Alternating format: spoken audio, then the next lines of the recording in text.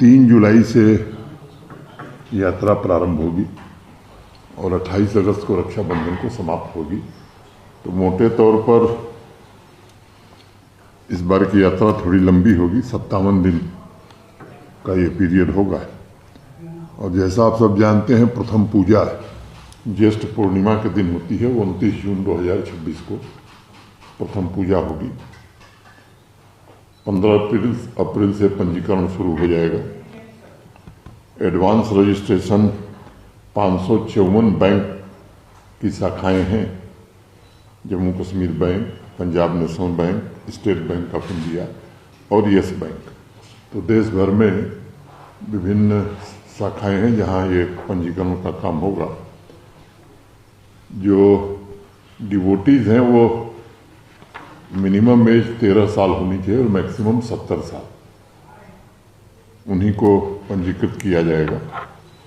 Online registration हमारी जो website है श्री अमरनाथ जी श्राइन बोर्ड की ऑफिशियल वेबसाइट के थ्रू भी पंजीकरण करा सकते हैं।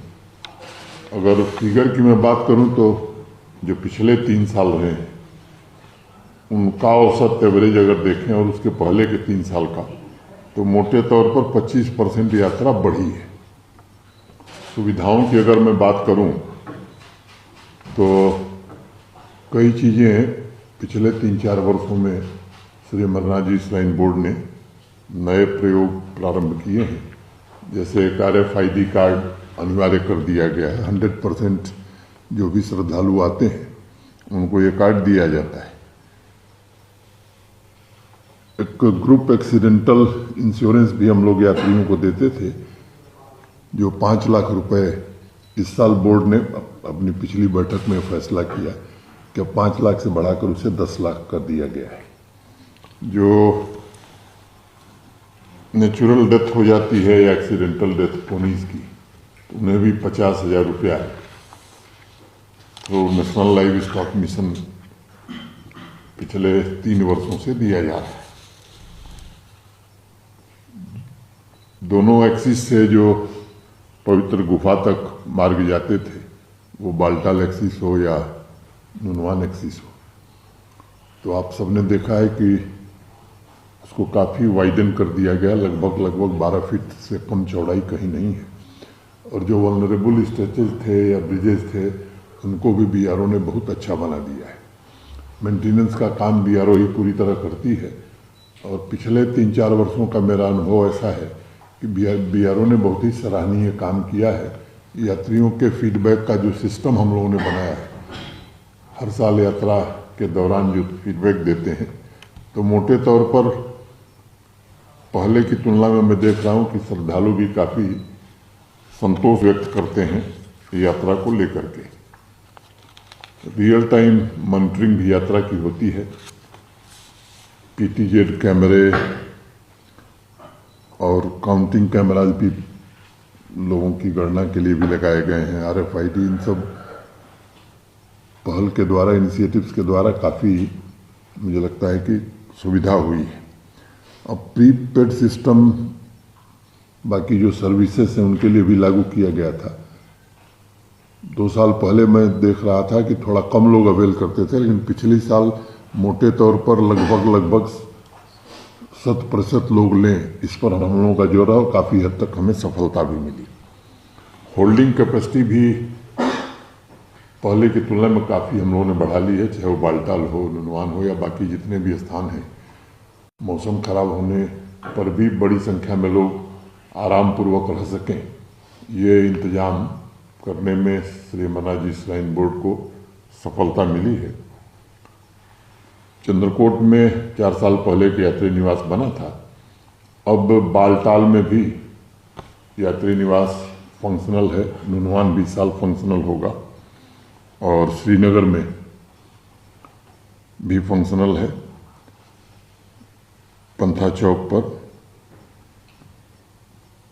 एक जम्मू में जो बन रहा है, इस साल लोगों के लिए उपलब्ध नहीं होगा। मुझे लगता है कि अगले साल वो भी उपलब्ध हो जाएगा। एक बिजबिहारा में भी श्राइन बोर्ड निर्माण कर रहा है उसका।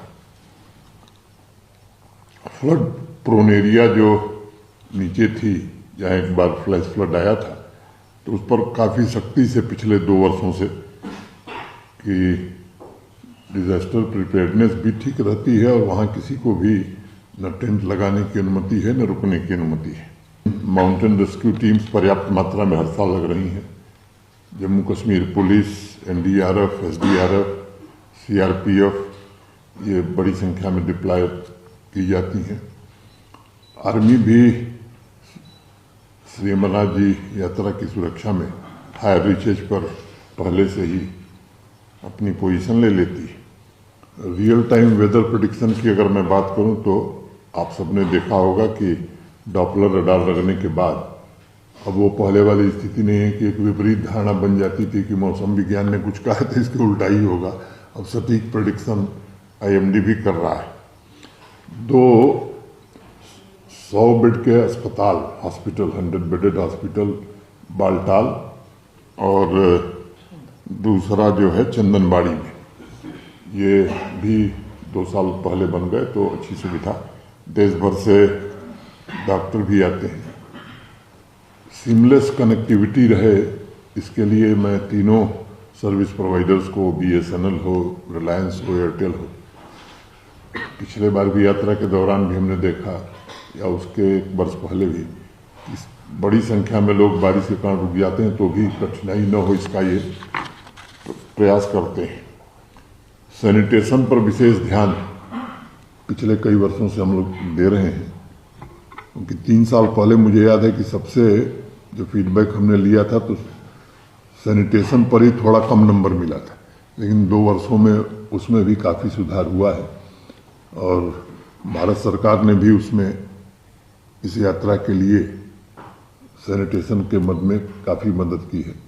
तो मोटे तौर पर मैं कहूँ कि जम्मू कश्मीर प्रशासन, भारत सरकार, श्री अमरनाथ जी श्राइन बोर्ड और देश भर के श्रद्धालुओं के कारण यात्रा सुगमतापूर्वक, सफलतापूर्वक चल रही है।